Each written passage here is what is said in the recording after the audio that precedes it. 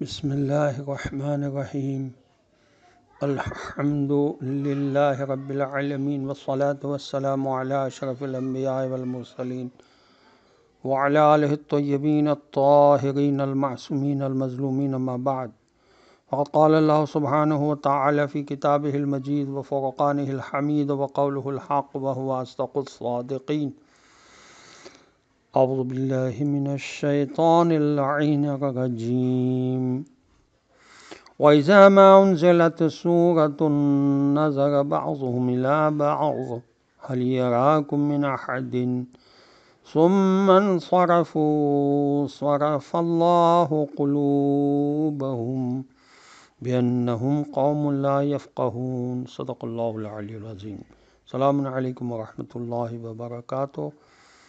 اللہ تبارک و تعالیٰ کا شکر ہے کہ سورہ مبارکہ توبہ کی آیت نمبر 127 کی تلاوت کا شرف میں نے حاصل کیا، جس کا ترجمہ یہ ہے کہ اور جب کوئی سورت اترتی ہے تو یہ لوگ آنکھوں ہی آنکھوں میں ایک دوسرے سے باتیں کرتے ہیں کہ کہیں کوئی تم کو دیکھ تو نہیں رہا ہے، پھر پلٹ کر نکل بھاگتے ہیں۔ اللہ نے ان کے دلوں کو پھینک دیا ہے اس وجہ سے کہ وہ ایسے لوگ ہیں جو سمجھتے ہی نہیں ہیں۔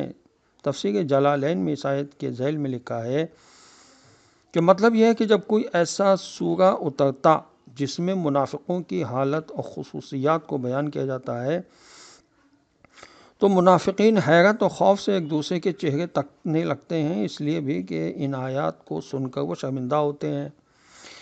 تفسیر طبیان میں اس آیت کے ذیل میں لکھا ہے اور پھر ایک دوسرے کو اشارہ کرتے کہ اب یہاں مزید نہ ٹھہرو اور اب یہاں سے پھوٹ لو۔ جو الفاظ لکھے ہیں وہی میں نے پڑھے ہیں۔ شاہ ولی اللہ صاحب نے لکھا کہ پھر وہ پلٹ جاتے ہیں، یعنی وہاں سے ہٹ کر ادھر ادھر چل دیتے ہیں۔ مولانا فرمان علی صاحب نے یہ ترجمہ کیا ہے اور تفسیر میں یہ لکھا ہے کہ یہ دیکھ کر کہ ان کو کوئی مسلمان دیکھتا تو نہیں ہے، چپکے سے اپنے گھر پلٹ جاتے ہیں۔ حضور اکرم صلی اللہ علیہ وسلم کا یہ طریقہ تھا کہ جب کوئی نیا سورہ اترتا تو آپ صلی اللہ علیہ وسلم مسلمانوں کو مسجد میں جمع کرتے اور سورہ سناتے۔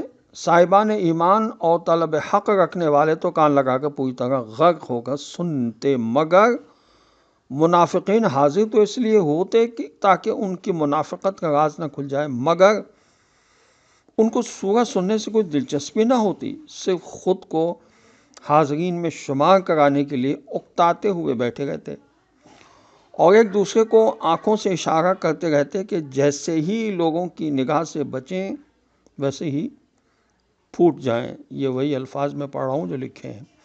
خدا ایسے منافقوں کو بیوقوف بتا رہا ہے کہ وہ قرآن جیسی عظیم نعمت کی قدر نہیں کر رہے، بلکہ دنیا کی گھٹیا قسم کی دلچسپیوں میں کنویں کے مینڈک کی طرح غرق ہیں اور کتنے عظیم رہنمائی سے محروم ہو گئے ہیں۔ یہ تفہیم القرآن میں علامہ مودودی صاحب نے لکھا ہے۔ فشار قبر کے سلسلے میں ابو بصیر کہتے ہیں کہ میں نے امام جعفر صادق علیہ السلام سے سوال کیا۔ یہ لکھا ہے فروع کافی کی جلد 3 صفحہ 236 پر۔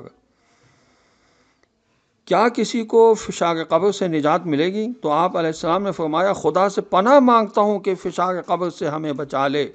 بہت کم لوگ ہوں گے جو فشار قبر سے محفوظ رہیں گے۔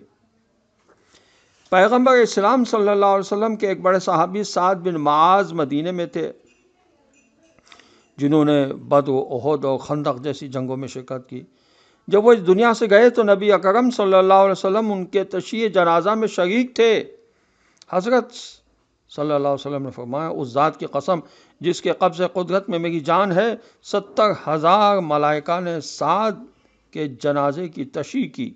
جب دفن کا کام ختم ہو گیا تو سعد کی ماں قبر کے پاس آئیں اور کہا، ہنیئا لک الجنہ یا سعد، اے سعد تمہیں جنت مبارک ہو۔ رسول خدا صلی اللہ علیہ وسلم نے سعد کی ماں سے کہا، خدا کو کسی چیز کے یقینی ہونے کا حکم نہ دو، ابھی سعد کو فشار قبر ہو رہا ہے۔ سعد کی ماں نے فشار قبر ہونے کا سبب پوچھا تو آپ صلی اللہ علیہ وسلم نے فرمایا، سعد کا کردار اپنے اہل خانہ سے بہت برا تھا۔ یہ بہار الانوار کی جلد 6 صفحہ 220 پر لکھا ہے۔ وآخر دعوانا الحمد للہ رب العالمین۔